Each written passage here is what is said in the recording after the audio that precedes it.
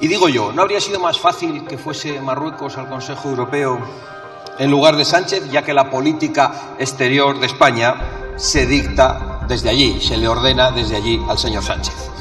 ¿O acaso alguien cree que Sánchez puede defender cualquier postura internacional sin el visto bueno de Marruecos? En esta Cámara puedo asegurar que no lo cree nadie. Eso no lo cree ni Pachi. Que los aliados más radicales del gobierno de Sánchez, los que le imponen la política nacional, ni siquiera se han atrevido a discutirles seriamente el cambio de postura sobre el Sáhara. ¿Y cómo es posible que los separatistas y los comunistas, tan amigos ellos del pueblo saharaui, no le hayan exigido una rectificación inmediata, una explicación o le hayan retirado su apoyo? Solo así se explica la sumisión de Sánchez a Marruecos, en una falta de respeto insoportable a los muertos que nos aleja de cualquier signo de civilización y nos acerca a la barbarie. Para evitar que se hable de que las empresas que reciben un correo de la mujer del presidente del gobierno facturan más en España. Para evitar que se hable de que cuando los españoles estaban sufriendo, algunos se han llevado millones como buitres en mitad de una pandemia. Indígnense lo que les dé la gana, pero es lo que sienten muchos españoles al ver en las pantallas una foto tan infame como la del presidente del gobierno. Señor Feijóo, por el Grupo Parlamentario Vox tiene ahora la palabra el señor Abascal Conde, también por un tiempo de 15 minutos.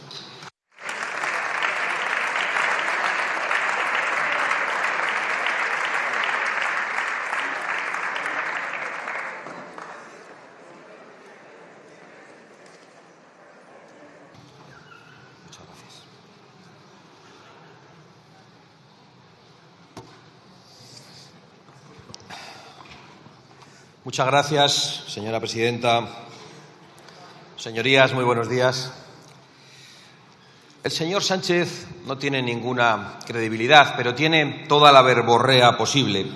Así que con mucho desinterés le hemos escuchado hablar de los temas tratados en el Consejo Europeo y de las relaciones con Marruecos. Con mucho desinterés y sin creernos ni una sola palabra. Y digo yo, ¿no habría sido más fácil que fuese Marruecos al Consejo Europeo en lugar de Sánchez, ya que la política exterior de España se dicta desde allí, se le ordena desde allí al señor Sánchez? ¿O acaso alguien cree que Sánchez puede defender cualquier postura internacional sin el visto bueno de Marruecos? En esta Cámara puedo asegurar que no lo cree nadie. Eso no lo cree ni Pachi. Y puedo probarlo, señorías, porque es una evidencia que los aliados más radicales del gobierno de Sánchez, los que le imponen la política nacional, ni siquiera se han atrevido a discutirles seriamente el cambio de postura sobre el Sáhara. ¿Y cómo es posible que los separatistas y los comunistas, tan amigos ellos del pueblo saharaui, no le hayan exigido una rectificación inmediata, una explicación o le hayan retirado su apoyo? Parece extraño porque ellos han conseguido y consiguen todo lo que desean de este gobierno. Todo lo que desean gracias a la debilidad de Sánchez. Sillones, competencias, hasta indultos, cambios del Código Penal y amnistías para ellos mismos. Es decir, todo lo que Sánchez decía que no iba a darles, ha terminado por dárselo. ¿Cómo es posible entonces que sus socios no se hayan acordado nunca de sus amigos saharauis más que con alguna intervención de compromiso en esta tribuna, cuando durante décadas han exhibido aquí todas las reclamaciones y banderas del pueblo saharaui? ¿Cómo es posible que de todas sus reivindicaciones justamente se hayan olvidado de esta? Es muy sencillo, pues porque saben, igual que lo sé yo, que lo saben los representantes de mi grupo, que esas cosas Sánchez no las decide. Saben que Sánchez no puede darles lo que no tiene. Y hace tiempo que Sánchez no tiene más remedio que obedecer las políticas que le dictan los que tienen poder sobre él. Solo así se explica la sumisión de Sánchez a Marruecos y el silencio de los cómplices de Sánchez para esta investidura. Si alguien está convencido de que esto no es verdad, que suba aquí y que lo explique y que encuentre otra explicación, pero saben que no la hay. Pero más allá de esta indigna y preocupante realidad, lo cierto es que en el Consejo Europeo se han tratado temas muy importantes y ojalá alguien pudiera estar allí para defender los intereses de España y de los españoles y no sus intereses personales. En vez de eso acude a los consejos europeos un presidente débil, un presidente sometido, un presidente del que se ríen sus socios y un presidente que está en un proceso de huida hacia adelante peligrosísimo para los españoles y para la convivencia. Es más, creo que no me equivoco si afirmo en esta tribuna que los daños más grandes de Sánchez son los que están todavía por llegar y los que afectarán a España. Y afirmar esto del presidente del Gobierno, que ha destruido la separación de poderes, que ha encerrado inconstitucionalmente a los españoles, que ha destruido la igualdad de los españoles ante la ley, que ha puesto a las mujeres españolas en peligro, pues significa que debemos prepararnos para lo peor. No retórica para usar en esta tribuna, lo creo firmemente. Lo creo porque el señor Sánchez se siente acorralado por la corrupción que vamos conociendo y por la corrupción que ya hemos vivido en esta Cámara, la que ha hecho a la vista de todos, comprando votos para su investidura en esta Cámara a cambio de favores criminales. Lo creo al ver que, acorralado por la corrupción, ha vuelto cerca de unas citas electorales otra vez el Sánchez necrófilo, pero esta vez en unos extremos que a cualquier persona decente creo que le deben producir náuseas. Y cuando vemos a ese Sánchez que ya no disimula su rencor, su odio y su rabia, sabemos que es capaz de todo. Por eso, el señor Sánchez, y me produce repulsión incluso relatarlo, se ha hecho vídeos y fotos con restos humanos, con tibias, con cráneos, con huesos, de las víctimas del Partido Socialista en el siglo pasado, de las víctimas provocadas por el Partido Socialista en el siglo pasado.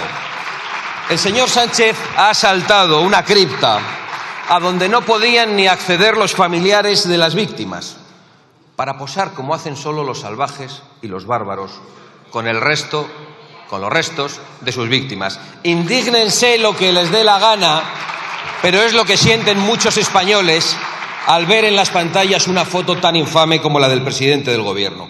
¿Cuál será su miedo y su desesperación como para ofrecer ese espectáculo macabro? Y se ha atrevido a subir a esta tribuna hace unos minutos para hablar de los que intoxican el debate público y para hablar de los que llenan de fango las pantallas de los españoles. Y se saca fotografías con los restos mortales de españoles muertos en una contienda civil fratricida a los que no ha mostrado ningún respeto para exhibirlos en las pantallas y a los ojos de todos. ¿Qué sentirá al sacarse fotos con esos cráneos, con esos restos humanos, convocando allí a los periodistas? ¿Alegría por una proeza patética? ¿Autosatisfacción? ¿O quizá algún extraño y diagnosticado placer? Por supuesto, aparte de los placeres íntimos que eso pueda proporcionarle, que yo no lo comprendo, esas fotografías tienen una intencionalidad política.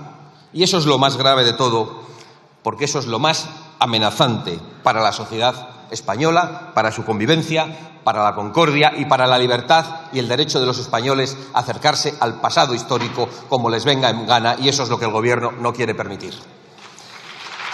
Sánchez quiere pisotear la reconciliación entre los españoles. Lo sabemos hace mucho tiempo.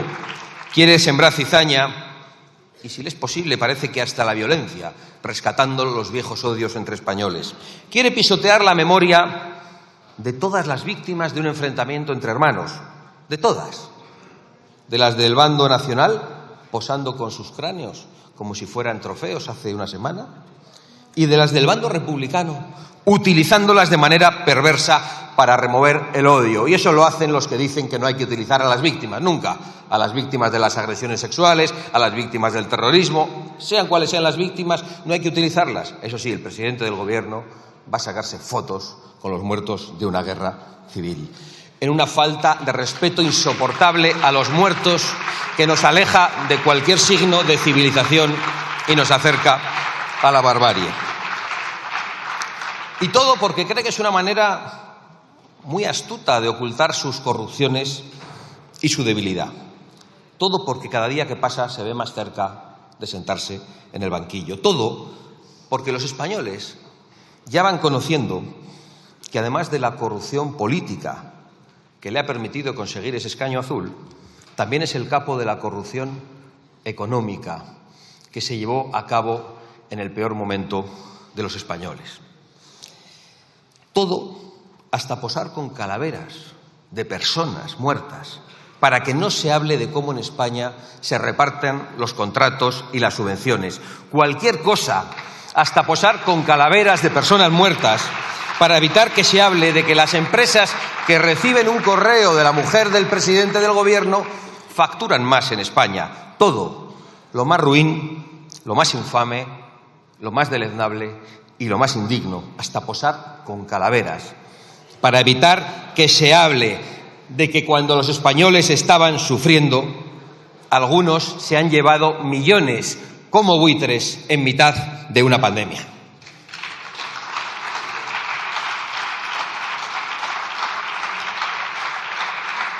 Pero no hay calavera ni muerto de hace un siglo que tape las vergüenzas de este Gobierno.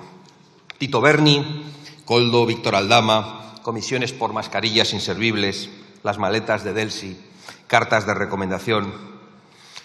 Ya he dicho muchas veces, hoy lo he vuelto a hacer, que Sánchez no gobierna, pero lo que no sabemos es cuántas tramas dirige y cuántas pruebas había de ello en ese teléfono que le hackearon.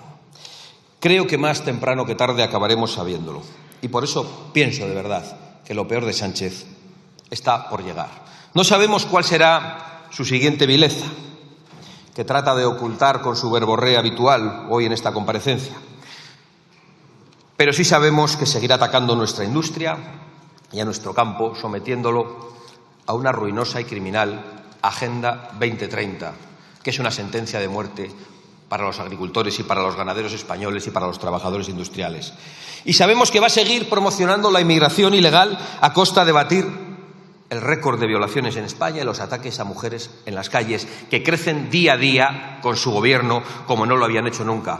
En esto, por desgracia, ha contado con la colaboración de toda la Cámara, salvo Vox, votando ayer a favor de la regularización masiva de 500.000 personas,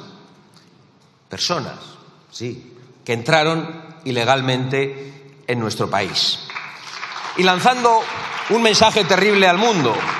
Es que aquí puede venir el que quiera y no hace falta respetar las leyes. Un mensaje terrible que es el que lanzan siempre. Y es el de, en este caso, la amnistía para los que entran ilegalmente a España. Igual que ofrecen la amnistía a sus cómplices de investidura, siempre a los de su ideología. Eso sí, ¿el peso de la ley para quién? Todo el peso de la ley para los españoles honrados y para los inmigrantes legales, los que llegan aquí llamando a la puerta y cumpliendo con las normas y respetando nuestras leyes e integrándose entre nosotros.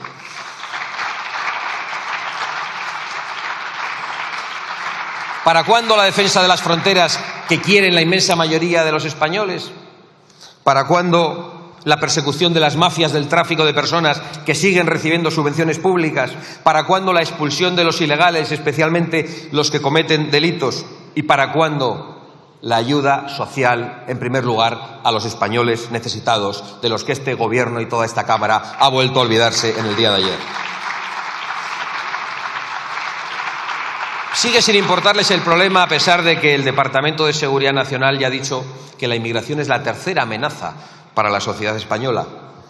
Vinimos al Congreso a presentar iniciativas para que el Gobierno reconociera la inmigración ilegal como una amenaza y todos en esta Cámara se opusieron Ahora es el Departamento de Seguridad Nacional el que la sitúa como tercera amenaza. Pero desde su Falcon de marfil eso no le afecta al presidente del Gobierno, porque es cosa de los españoles humildes, que no le preocupan absolutamente nada. ¿Y qué trae ese tipo de inmigración ilegal? Pues lo sabemos. Trae muertes en el Mediterráneo para personas engañadas por las mafias, trae inseguridad en nuestras calles, trae degradación de los servicios sociales y de la asistencia sanitaria. Y trae también, y lo sabemos por qué ha ocurrido, a través de esa inmigración ilegal, amenaza yihadista, la que hoy sirve para que estén en vilo muchos españoles y muchos europeos que acuden a celebraciones deportivas importantísimas que han sido amenazadas por el Estado Islámico, que ya tiene a sus lobos solitarios entre nosotros, gracias precisamente a los que han abierto de par en par nuestras fronteras, es decir, ustedes.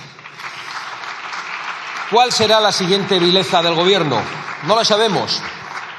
¿Encarcelará a la oposición como Maduro? Parece una burrada, pero quien ha puesto en libertad a los políticos que han cometido los peores crímenes para mantenerse en el poder está muy cerca de intentar quitar la libertad a los políticos que le molestan para mantenerse en el poder. ¿Va a dinamitar la Cruz del Valle como un caudillo talibán? ¿Va a impulsar un referéndum para promocionar y provocar la guerra en Cataluña? Ha dicho 3 veces que no. Bueno, dicen que no a todo y luego es exactamente lo que hacen. Y si lo dicen 3 veces, más motivos para sospechar, porque al presidente del Gobierno le gusta mucho repetir las cosas que dice que no va a hacer y ya sabemos que son justo las que va a hacer. Lo hemos visto estos días en la campaña vasca.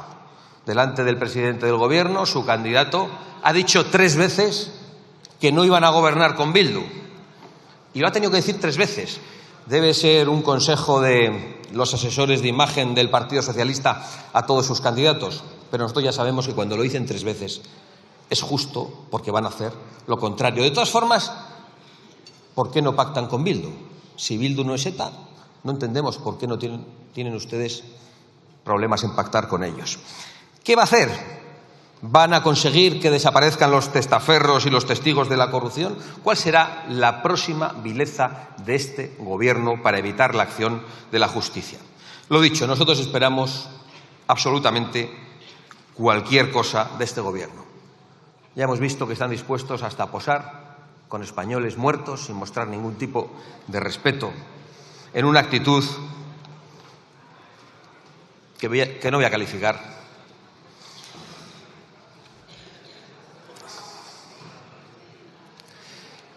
Si yo creo que hasta a ustedes les da vergüenza. Si yo creo que hasta a ustedes les da vergüenza esa foto. Señor Feijóo, con el de las calaveras, ¿va a repartirse usted el gobierno de los jueces?